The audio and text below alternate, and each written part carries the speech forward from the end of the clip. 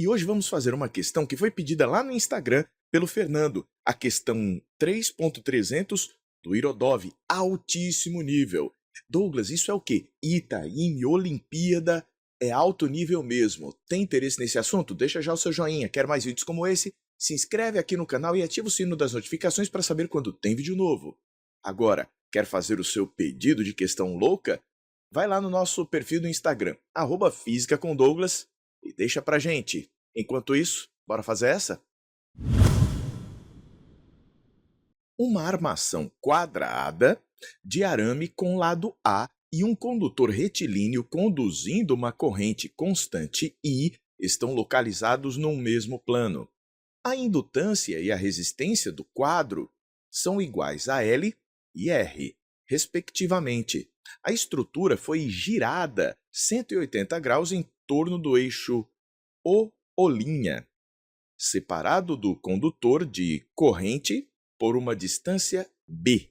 Encontre a carga elétrica que passou pela estrutura. E para começar, a eletromotriz induzida aqui neste quadrado, que vai acontecer por conta da variação do fluxo de campo magnético nele, vai ser consumida pela resistência elétrica, a energia gerada que vai ser consumida na resistência elétrica e também na autoindutância. O valor do potencial da DDP num resistor é igual a R vezes I. E num autoindutor, você vai ter L menos L, aqui no caso DI dt.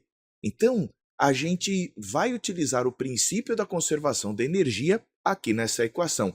Lembrando o valor da eletromotriz induzida, que é menos dφ dt, onde φ é o fluxo de campo magnético no interior da espira.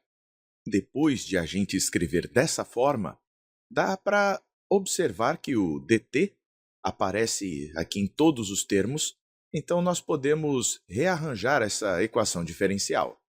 E isolando o valor de dq, eu chego a esta expressão. A gente agora pode integrar para encontrar a quantidade de carga. A quantidade de carga ΔQ vai ser a integral do dq, ou seja, a integral de menos dφb sobre R menos LDI sobre R, mas eu coloquei o sinal em evidência e ficamos com esta configuração. Ainda dá para colocar o R em evidência nessa história. E a gente pode ajustar escrevendo desta maneira a quantidade de carga que vai ter passado pelo condutor. Agora, a gente sabe que a soma integral do dφ é o φ final, que eu vou chamar de φ2, menos o inicial. E a soma integral de dI é o I final menos o inicial, I2 menos I1. Mas veja, supondo aqui neste caso que está parado, a gente gira, no final das contas, tínhamos corrente zero no início e corrente zero no fim. Então, antes de começarmos a girar, não está passando corrente aqui porque não está havendo eletromotriz induzida, não há variação do fluxo. E quando a gente termina, bem, também não vai ter corrente induzida. Então, o I2 é igual ao I1, o que nos faz precisar trabalhar apenas aqui com a variação do fluxo de campo magnético.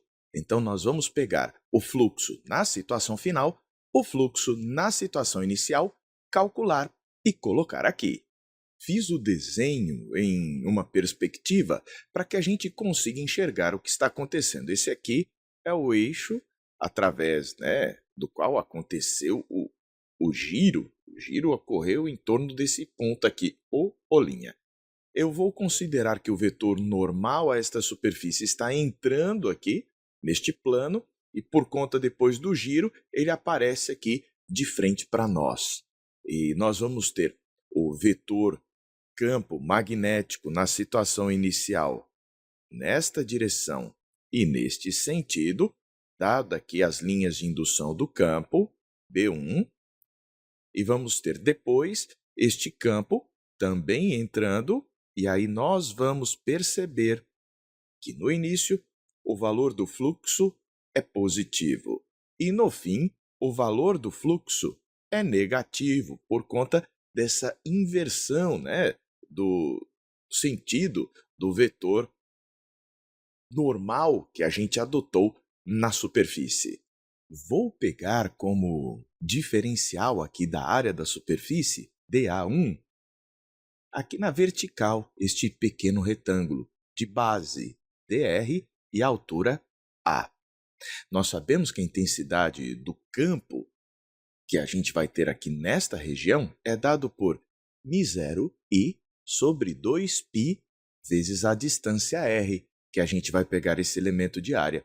Então, nós vamos poder escrever que este elemento do fluxo através desta parte da área, dφ1, vai ser μ0 I sobre 2π vezes a distância r. Mas este elemento de área é a base dr vezes a altura A. Então, vou colocar aqui a altura Azinho vezes a base dr. Isso nos permitiu, então, encontrar o fluxo no total, que vai ser o somatório de dφ.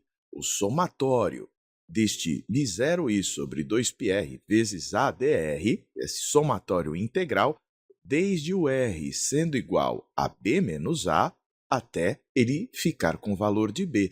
A gente vai vendo esse fluxo acontecendo ao longo de todo esse trajeto. Agora, vamos resolver essa integral. Colocando as constantes para fora da integral e verificando que vamos ter integral de dr sobre r, vemos que o resultado disso é o logaritmo natural de r, que vai variar de b menos a até b.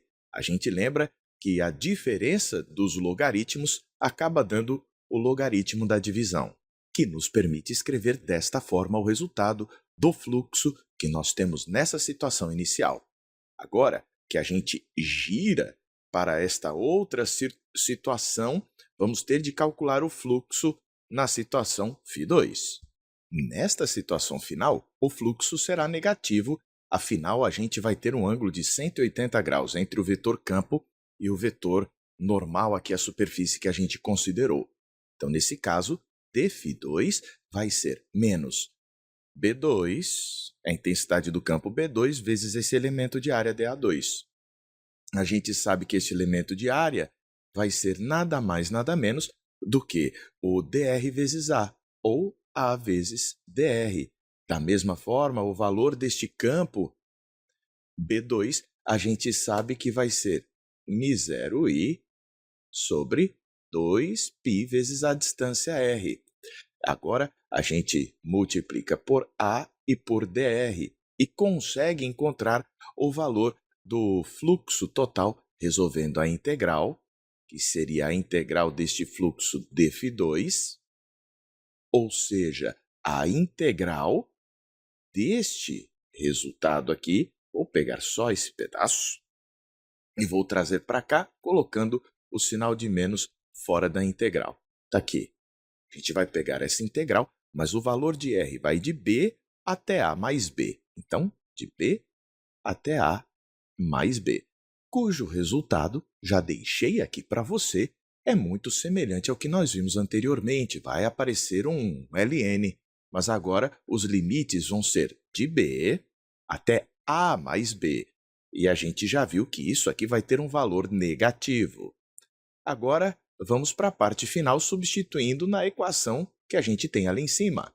Eu fiz as substituições ali, dos valores que a gente tinha encontrado, e fiquei com isto. Dá para a gente deixar em evidência o μ0i a sobre 2π. E nós vamos ter esta soma de logaritmos, o que nos permite fazer o produto aqui do que a gente tem nos argumentos das funções. Então, essa quantidade de carga ΔQ vai ser igual a μ0i vezes A sobre a resistência R vezes 2π vezes o logaritmo natural de A mais B dividido por B menos A. E esta é a resposta para o problema. Essa foi cabulosa. Gostou? Deixa o seu joinha. Quer mais vídeos como esse? Se inscreve aqui no canal e ativa o sino das notificações para saber quando tem vídeo novo. Agora, segue a gente lá no Instagram, @FísicaComDouglas.